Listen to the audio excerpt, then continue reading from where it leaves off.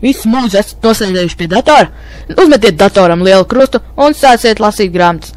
Pirmā grāmata, par ko es stāstīšu, ir Spoku medīgi. Šī grāmata, sērijas pēdējā grāmata, ir turpinājums angļu rakstnieku svēstījumam par zēnu Toraku un viņa draugiem Cilas brāļiem. Viņam jādodas nezināmā grūtā ceļā, lai pēdējā izšķirošā kauja stātos pretīm tumsas spēkiem.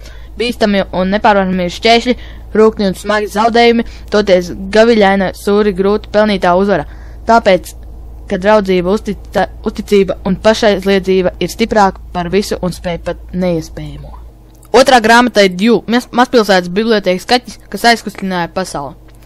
Due visur pazīst, par viņu runā un viņu mīl. Kāpēc? Tāpēc, ka Due ir ļoti neparasts. Viņa mājas ir kāds amerikāņu mazpilsētas bibliotēka. Tur Due ir galvenā persona, gan īstenais saimnieks, gan rotaļmeistars, gan vājāko aizstāvis, gan noskumušo mierinātājs. Par to, kā Due mainīja bibliotēkas darbinieku un apmeklētāju ikdienu un visas mazpilsētiņas dzīvi, lasiet šajā aizkustinošajā grāmatā. Trešā grāmata ir Matīs piedzīvojumi mežā. Matīs atrastā brīnuma ierīce Toskela Moskels palīdz viņam kļūt gandrīz nemanāmam un nonākt visdažādākajās Latvijas vietās, tāpēc puika nolēma iepazīt noslēpumaino un interesanto meža dzīvi. Mežā Matīs uzzina gan to, kas notiek āpšālas kambaros un ūdra tuneļos, gan strāķa ligzdā un sirsiņa pūdnī, gan to, ar ko tiek baroti svīres mazuļi un kas ir kopīgs apodziņam ar vilku, bet tie nebūtu nav visi aizraujošie un satraucošie puikas piedzīvojumi mežā.